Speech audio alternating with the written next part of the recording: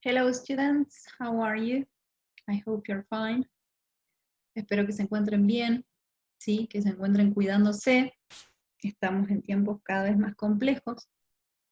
Aprovecho para hacerles llegar un abrazo fuerte y mucha fuerza, sí, a aquellos que han sido afectados por esta pandemia. Les recuerdo que vamos a seguir utilizando las herramientas que estén a mano, que estén a su alcance y al mío, ¿sí? Porque no quiero que se expongan, que estén yendo a un ciber, que vean, que se desesperen si no pueden descargar un video, ¿sí? En este momento lo más importante es su salud. Vamos a continuar, obviamente, al pie del cañón con las clases, pero necesito que se cuiden, ¿sí? Y que cuiden a sus familias, sobre todo. Pasando a lo que es meramente inglés técnico, ¿sí? A nuestro tema de hoy, vamos a seguir, a continuar con lo que es voz pasiva y voz activa, ¿sí? Habíamos visto algunos ejemplos de voz pasiva y voz activa, recordando las nociones del documento anterior, que nos decía y nos daba un ejemplo acerca de cómo se forma la voz pasiva, ¿sí? En este caso, tengo una voz pasiva cuando, digamos, vamos a ver nociones simples, ¿sí? Y después vamos a ir ahondando en nociones más complejas, pero recordando que la voz pasiva tiene la estructura de la forma del verb to be, puede ser en presente, con am, is o are, o en pasado, con was o were, eso lo vamos a ver por el momento, ¿sí? Son nociones básicas, ¿sí? Más un participio pasado que hace referencia a la tercera columna de verbos, ¿sí? Ya sean regulares o irregulares. Si los verbos son regulares van a tener terminación ed, y si son irregulares van a tener otra terminación, ¿sí? Habíamos quedado en voz pasiva con agente y voz pasiva sin agente en la oración, y en eso es en lo que quiero ahondar con este ejemplo que tengo acá atrás, ¿sí? Si ustedes pueden ver, voy a dejar de compartir pantalla, quería simplemente mostrarles el documento, ¿sí? Y acá tengo ejemplos de voz pasiva sin agente y voz pasiva con agente en la oración. Que el agente no es más que esa entidad que realiza la acción, ¿sí? Si nos referimos a un agente, estamos en presencia de aquella persona, o puede ser un objeto también, que sea la que realiza la acción. Por ejemplo, en este caso, ¿sí?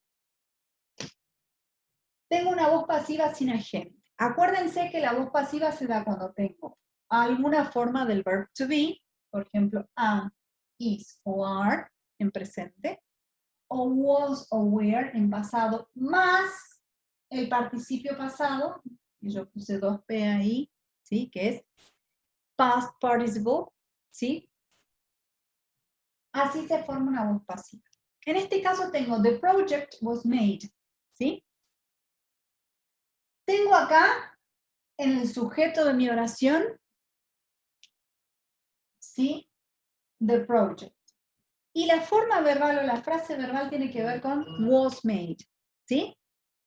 ¿Qué tengo? Una forma del verb to be. ¿Qué forma es? La forma en pasado, was, ¿sí?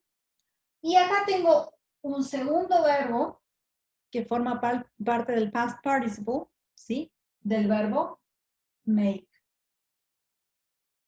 Esta sería la tercera columna del verbo make, ¿sí? Si yo voy al traductor o si lo traduzco, lo puedo traducir como hacer o realizar este verbo, ¿sí? Pero está en tercera columna, entonces le tengo que dar la terminación ad oído a esa traducción. En sí, la traducción va a ser, el proyecto fue hecho, ¿sí? Que me gusta mucho más esta opción, fue realizado, ¿sí? El proyecto fue realizado, ¿ok? Tengo acá en la oración la noción de que el proyecto se realizó. ¿Sí? No interesa nada más. No me da más datos de quién lo hizo, cuándo, en qué fecha puntualmente. No hay ninguna otra información. Lo importante, o acá lo que quiere reflejar esta oración, y esta frase verbal, es que se realizó. Punto. ¿Sí? No tengo mayor información. Ahora, cuando la voz pasiva tiene un agente, ¿cuál es la estructura? Tengo acá la misma oración hasta acá. ¿Cuál es la diferencia?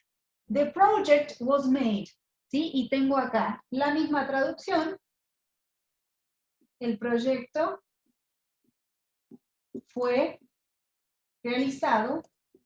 ¿En qué difiere esa oración con la anterior? Acá tengo este dato ahí. Y me dice by the investors. Tengo esta preposición by, ¿sí? Que al traducirla, cuando hablo de voz pasiva con agente, voy a tener la traducción por. Esto sería por. The project was made. El proyecto fue realizado por, y si busco la traducción de the investors, los inversores.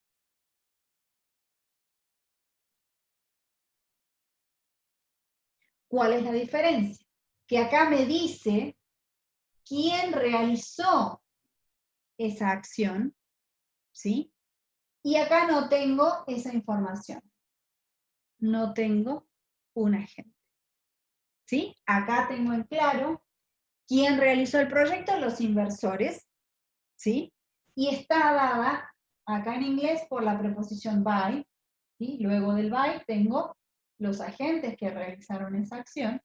En el caso del castellano, traduzco como por, y acá a continuación tengo los agentes que realizaron esa acción. ¿Sí? En eso es en lo que va a consistir la clase de hoy. En tratar de identificar voz pasiva con agente y sin agente. ¿Sí?